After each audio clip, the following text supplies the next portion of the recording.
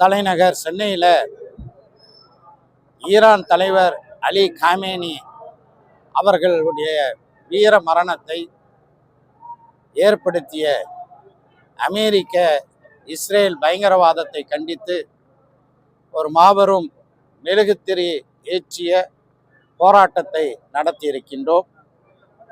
சமீபத்தில் உலகமெங்கும் பேசும் பொருளாக எப்ஸ்டீன் ஃபைல்ஸ் அமைந்தது. அதிலே பல அமெரிக்க ஆட்சியாளர்கள் சம்பந்தப்பட்டிருக்கின்றார்கள் என்ற விவரம் பேசும் பொருளாக மாறியது.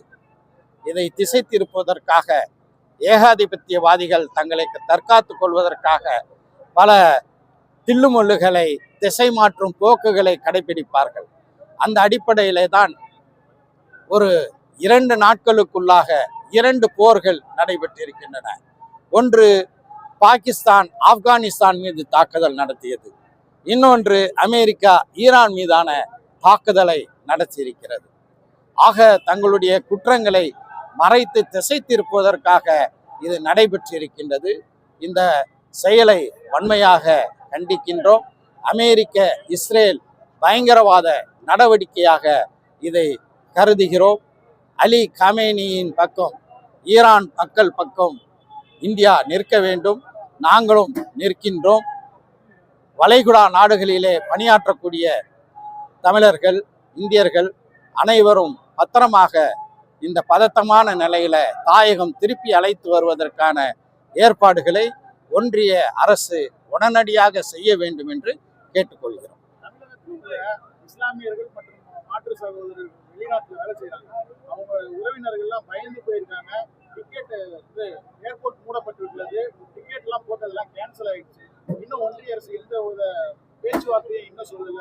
அச்சத்தோட இருக்காங்க உறவினர்கள், கணவர்மார்கள். இது மாதிரி ஒரு பயங்கரவாத நாடான இஸ்ரேலுக்கு நம்முடைய பிரதமர் நரேந்திர மோடி பயணம் செல்கிறார். அவரை வரவேற்பதற்காக இஸ்ரேல் பிரதமர் நெட்டன்யாகும் அவருடைய மனைவி காவி உடை அணிந்தும் வரவேற்கிறார்கள் என்ற காட்சிகளை எல்லாம் நாம் பார்க்கிறோம். வர்த்தக நோக்கத்திற்காக பிரதமர் அங்கே செல்லவில்லை.